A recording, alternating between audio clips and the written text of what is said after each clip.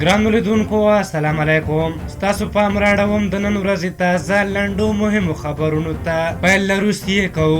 د افغانستان لپاره د روسیې ځانګړي استازي ضمیر کابلوف ویلي د دوحې بهیر بې معنا دی او په افغانستان کې د لنډمهاله حکومت رامنځته شي او دا د شخړې یوازینۍ حل لاره ده.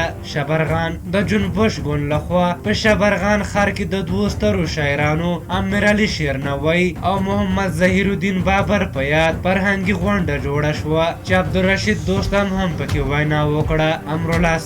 امرالله صالح وایي د اسلام کلا ګمرک کې د اورلګېدنې له څېړنو په خپله څارنه کوم. د دې پیښې د څېړنې پروسه د څو ادارو کار دی تر څو هغه څه چې د دې پیښې تر شا دې څرګند شي. د اسلام کلا ګمرک کې د اورلګېدنې له امله د 10 میلیونو ډالرو په ارزښت 100 ټانکرونه وسوځېدل. ناټو ټاکل شوې چې د ناټو دفاع وزیران به خپله 2 ورځنۍ مجازي یا انلاین ناسته پیل کړي. په یادې 2 ورځنۍ ناستې کې به د یو شمېر نورو مهمو امنیتي موضوعاتو ترڅنګ افغانستان کې د بهرنیو ځواکونو د حضور په اړه هم مهمې پرېکړې وشي. سکاټ میلر افغانستان کې د ناټو غوث ملاتړ ماموریت او امریکایي ځواکونو قومندان جنرال سکاټ میلر ویلي چې که تاوتریخوالی کم نشي نو د سولې روان بهیر به له ستونزو سره مخ شي. هغه ویلي که تاوتریخوالی هم داسې دوام وکړي نو ټولو لوریو ته به ستونزمنه شي چې اړین جوړجاړی وکړي. احمد ولی مسعود د احمد شاه مسعود بنسټ مشر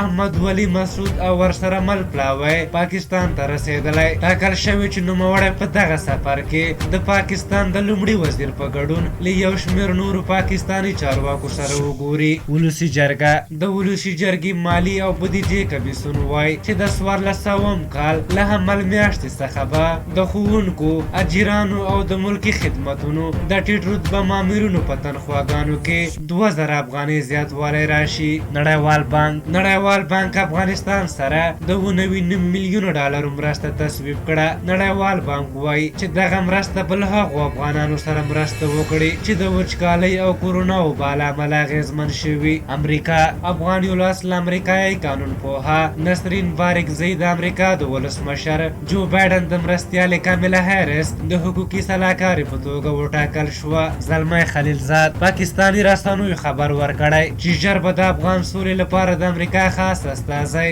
زلمی خلیلزاد دوحې، کابل او اسلام آباد ته سفرونه وکړي. واک ته د امریکا د نوي ولسمشر جو بایډن له رسېدو وروسته به دا سیمې ته د خلیلزاد لومړی سفر وي. په هر حال دا د نن ورځې تازه لنډو مهم خبرونه. تر بیا چې ستاسو چوپړ ته راځم په لیو بخښونکي خدای مسپارم. د الله په امان.